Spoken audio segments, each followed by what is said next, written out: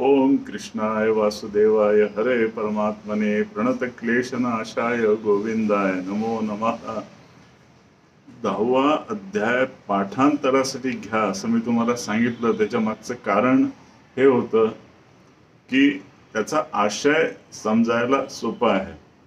भगवंत आपल्या विभूतींबद्दल सांगत आहे की एखाद्या गोष्टीमध्ये मला बघायचं म्हणजे काय करायचं तर त्यांनी सांगितले. त्यातले काही उदाहरणं मी तुम्हाला मगाशी सांगितले की कशामध्ये मी काय आहे. जसं ते म्हणतात अक्षराणाम अकारोस्मी, अक्षरांमध्ये अकार मी आहे.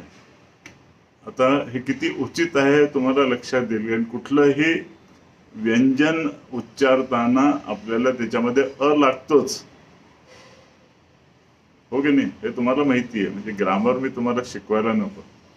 द्वंद्व सामासिकस्य सामासिक द्वंद्व समास जो आहे, ताट वाटी, विष्णू लक्ष्मी, शंकर पार्वती, हा समास मी आहे.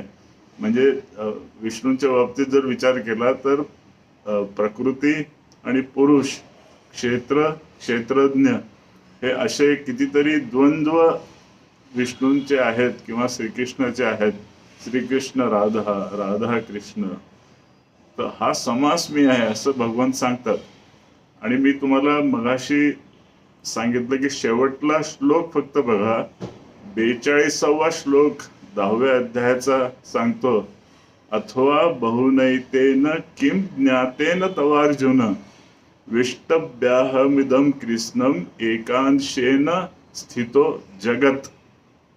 हे जेवढं दृष्टीस पडणारं जगत आहे, पूर्ण जगत म्हणजे दृष्ट अथवा अदृष्ट, जेवढं जगत आहे, 3 गुणांच्या अधीन जेवढं जगत आपल्याला सगळ्या पंचेंद्रियांनी दिसतं, ते सर्व जगत माझ्या एका छोट्याशा अंशाने निर्माण झालेलं आहे किंवा माझ्या एका छोट्याशा अंशामध्ये स्थित आहे असं त्यांनी समारोप करताना सांगितलेलं आहे.